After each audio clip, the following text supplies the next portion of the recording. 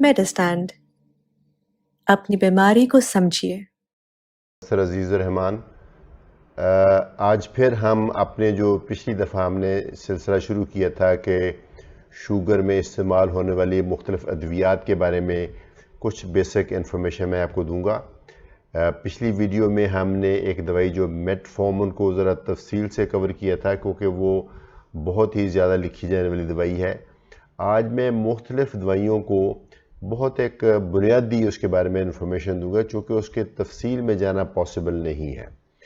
और दूसरी मेरी मजबूरी ये है कि मैं ट्रेड नेम जो उनके जो जिस नाम से वो दवाई मिलती है मार्केट में वो नहीं लेना चाहता क्योंकि मैं अपनी इस चैनल को अपने मैसेज को कोई कमर्शियल रंग नहीं देना चाहता। मेरा मकसद भी कोई कमर्शियल नहीं है।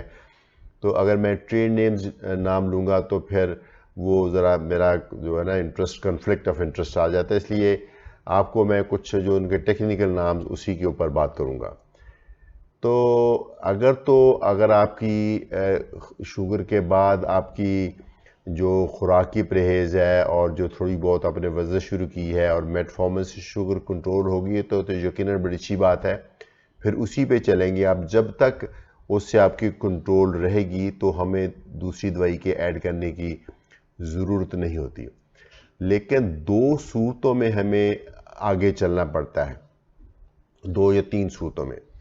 एक तो सूरत ये है जो दुनिया भर में गाइडलाइन छपती हैं, उसके मुताबिक पता चला है कि अगर किसी पेशेंट को शुगर का मर्ज़ हुआ है, भले उसकी हम शुगर कंट्रोल कर भी लें मेटफॉर्मिन से या किसी और दवाई से, तो उसकी कुछ जो पेचीदगियां हैं दिल से रिलेटेड, दिमाग से रिलेटेड, गुर्दों से रिलेटेड, उनको कम करने के लिए हमें कुछ और अद्वियात देनी होती हैं। उनमें से जो दूसरी अद्वियात हैं उनमें कुछ शुगर वाली ही हैं, शुगर को कम करने वाली हैं, लेकिन कुछ ऐसी दवाइयाँ भी हैं जो शुगर की मर्ज़ के अलावा दवाइयाँ हैं, लेकिन वो भी हम इस्तेमाल करते हैं। तो अगर तो अल्लाह न करे आपको शुगर के साथ गुर्दों का प्रॉब्लम आइडेंटिफाई हुआ है या आपको हार्ट का कोई मसला है या होने का ख़तरा ज़्यादा है, तो ऐसे में आपका डॉक्टर आपको बताएगा कि मेटफॉर्मिन के साथ फ़लाँ दवाई ऐड करें। अदरवाइज़ मेटफॉर्मिन के साथ जो हमने अभी शुगर नहीं कंट्रोल होती तो कोई दूसरी दवाई ऐड करते हैं। उसमें हमारे पास 5-6 तरह की दवाइयात हैं। एक जो कि मेटफॉर्मिन की तरह ही बहुत पॉपुलर, बहुत पुरानी है, उसका ग्रुप का नाम है सल्फोनिलयूरिया। ये सल्फोनिलयूरियाज आमतौर पे छोटी सी गोली होती है, 1 मिलीग्राम, 2 मिलीग्राम, 5 मिलीग्राम, बस मैक्सिमम 10 मिलीग्राम, छोटी सी गोली होती है। और ये है छोटी सी लेकिन होती काफ़ी तेज़ है। ये इसकी खूबियाँ ये हैं कि ये भी सस्ती हैं, महंगी नहीं है। दूसरी इनकी खूबियाँ ये हैं सल्फोनिलयूरियाज की कि मैदे को कुछ नुकसान नहीं देती, यानी जब आप खाते हो तो यूजली पता ही नहीं चलता है कि आप दवाई खा रहे हैं, इतनी ये सॉफ्ट है मैदे के ऊपर। लेकिन और शुगर को बहुत ही इफ़ेक्टिवली नीचे लाती हैं, शुगर कंट्रोल करने में ये बहुत कामयाब है। लेकिन इसके अंदर 2-3 जो ख़राबियाँ हैं, वो जो ख़राबी एक तो ये है कि अगर आप ये गोली खाई हुई हो, आपने सल्फोनिलयूरिया में कोई भी गोली खाई हुई हो और आप अपना लंबा फाका कर लें और खाना ना टाइम पे खाएं तो आपके शुगर ज़्यादा ड्रॉप कर सकती है, जो कि ख़तरनाक सिचुएशन हो सकती है। तो इसका ये होता है कि एक तो ये तरीका है कि आपकी डोज ऐसे सेट की जाती है कि आपकी लो ही ना हो, लेकिन इसके बावजूद कभी ऐसी सूरत हो जाए कि आप बहुत लंबे घंटों के लिए खाना ना खाएं तो शुगर आपकी लो हो सकती है। तो ऐसे में आपको कोई ना कोई चीज़ मीठी अपने पास रखनी होती है। एक ये इसमें ख़राबी है। दूसरी ये ख़राबी है इसके बारे में, जो सल्फोनिलयूरिया के बारे में, कि ये थोड़ा सा वज़न बढ़ाती है। वज़न क्यों बढ़ाती है कि जब आपकी शुगर लो होती है तो नेचुरली आपको भूख लगती है। एक तो जब इंसान को भूख लगती है तो इंसान खाता है, और दूसरा चूँकि हम आपको बताते हैं कि इससे शुगर लो हो सकती है तो आपके जहन में रहता है कि जब भी थोड़ी सी भी भूख लगेगी, बेशक भूख अदरवाइज़ काबिल बर्दाश्त ही हो, तो चूँकि आपको पता है कि इससे शुगर ज़्यादा लो हो सकती है तो आप नेचुरली कुछ खाएंगे। तो चूँकि आपकी ओवरऑल खाना बढ़ जाता है इन दवाइयों के साथ तो वज़न बढ़ जाता है। इसका मतलब ये नहीं है कि जिसको भी हम ये दवाई देते हैं सल्फोनिलयूरिया उसका वज़न यकीनन बढ़ेगा। अगर आपका अपने ऊपर कंट्रोल है तो फिर ज़रूरी नहीं कि वज़न बढ़े। ऑफ कोर्स वज़न तो खुराक से बढ़ना है, अगर इस दवाई के बावजूद आप अपनी खुराक का कंट्रोल सही रखेंगे तो वज़न नहीं बढ़ेगा। इसमें 2-3 हैं पॉपुलर नाम्स। एक तो ग्लाइबेनक्लामाइड है, एक ग्लाइमिपेराइड है, एक ग्लिक्लाजाइड है, एक ग्लिपिजाइड है। ये सारे इसके जो हमारे असल दवाइयों के नाम हैं। इनके ट्रेड नेम मुख्तलिफ हैं। आम तौर पे 1 मिलीग्राम से लेकर 5 मिलीग्राम दिन में एक दफ़ा भी चल जाती है, ये 2 दफ़ा भी, 2 से ज़्यादा आमतौर पर नहीं लेनी पड़ती।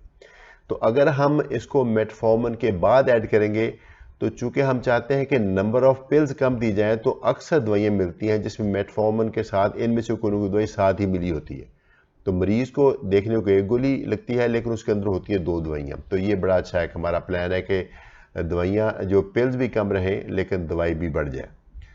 तो मेटफॉर्मिन और सल्फेनिलयूरिया मिल के शुगर को बहुत ही अच्छे तरीके से कंट्रोल करती हैं, चूँकि मेटफॉर्मिन आमतौर पे जो खाली मैदा वाली शुगर उसको बहुत अच्छे तरीके से कंट्रोल करती है, और ये जो सल्फेनिलयूरियाज है जो कि आपके जो बॉडी के लबलबा है, जो पेंक्रियाज है, उसके अंदर जो बीटा सेल्स मैंने बताए थे जो इंसुलिन बनाते हैं, जो कमज़ोर हो जाते हैं, उसको थोड़ा सा स्टिमुलेट करती है। जैसे थके हुए घोड़े को थोड़ा सा छेंटा मारा जाए तो भागता है, तो बीटा सेल को थोड़ा सा छेंटा मार के उसकी थोड़ी सी और इंसुलिन बनाती है, तो ये खाने के बाद वाली शुगर को बेहतर कंट्रोल करती है। तो इस कम्बिनेशन के साथ खाने से पहले वाली भी और खाने के बाद वाली भी शुगर कंट्रोल हो जाती है, तो बड़ा अच्छा इससे कंट्रोल मुमकिन है।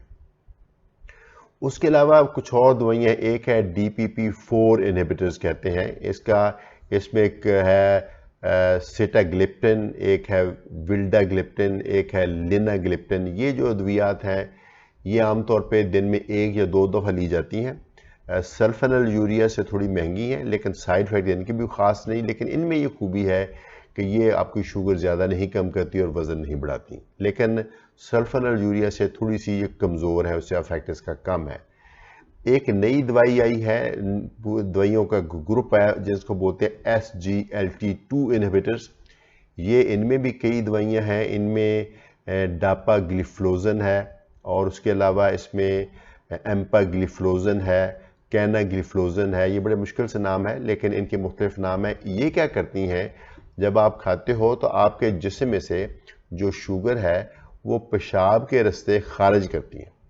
नॉर्मली तो जो शुगर, जो ग्लूकोज है पेशाब के रास्ते जाता है तो बॉडी में एक मैकेनिज़्म है उसको पकड़ के वापस लाता है, चूँकि हमारी न्यूट्रिशन है। लेकिन चूँकि यहाँ हम शुगर कम करना चाहते हैं तो ये उसको पेशाब में से खारिज करता है। तो जब आप शुगर टेस्ट करेंगे तो आपकी अच्छी आएगी, लेकिन आप जब पेशाब में शुगर टेस्ट करेंगे तो उसमें शुगर ज़्यादा आएगी। इस ग्रुप में क्या फ़ायदा है कि इससे थोड़ा सा पेशाब आएगा, थोड़ा सा आपका वज़न भी कम होएगा चूँकि ग्लूकोज खारिज हो रहा है। उसके अलावा आपका थोड़ा सा ब्लड प्रेशर भी कम हो जाएगा चूँकि ग्लूकोज के साथ थोड़ा सा सोडियम जो नमक है वो भी खारिज हो रहा है, पानी भी खारिज हो रहा है। प्लस जिन बंदों का हार्ट कमज़ोर हो उनको ये बहुत फ़ायदेमंद है।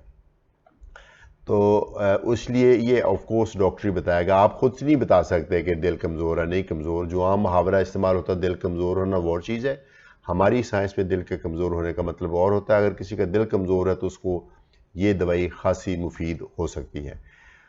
फिर एक और दवाई का ग्रुप है GLP-1 रिसेप्टर एंटागोनिस्ट। ये बड़ा मुश्किल सा नाम है।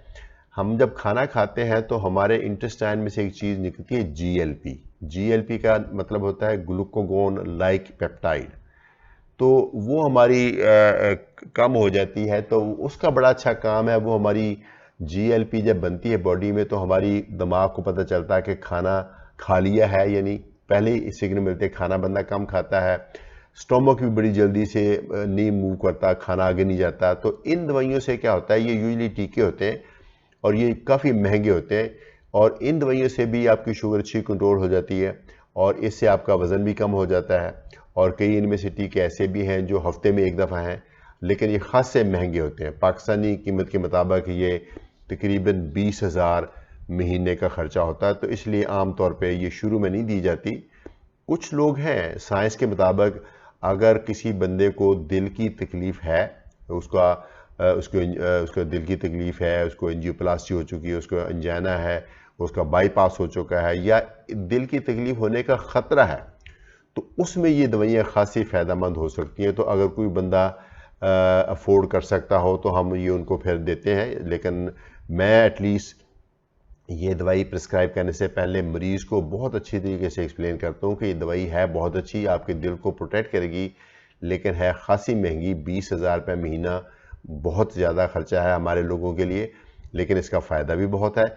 इसलिए अगर कोई बंदा अफोर्ड कर सके, और है ये कोई 1 दिन के लिए 2 दिन के लिए लॉन्ग टर्म ट्रीटमेंट है, इसलिए पहले ये समझा के मरीज़ को, अगर कोई बंदा इसको अफोर्ड कर सकता है, या अगर कोई बंदा ऐसा है जिसको किसी थर्ड पार्टी ने देनी हो, रीइंबर्स होनी हो, तो उसको हम प्रिस्क्राइब कर देते हैं ताकि इससे दिल उनका बचा रहे।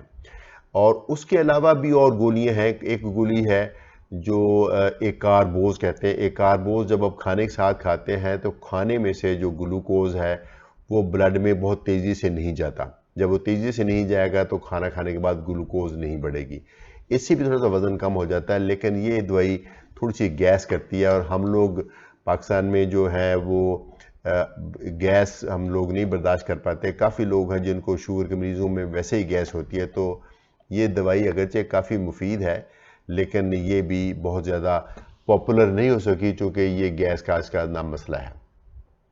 तो इनमें से आमतौर पे मेटफॉर्मिन के बाद इनमें से कोई एक, जो मैंने 4-5 फैमिलीज़ बताई हैं, ये डॉक्टर बताएगा इनमें से कौन सी कोई इनमें से एक ऐड करेंगे मेटफॉर्मिन के बाद, फिर उससे चलाएंगे 2-3 महीने। अगर शुगर कंट्रोल होगी तो उस कम्बिनेशन को चलाएंगे।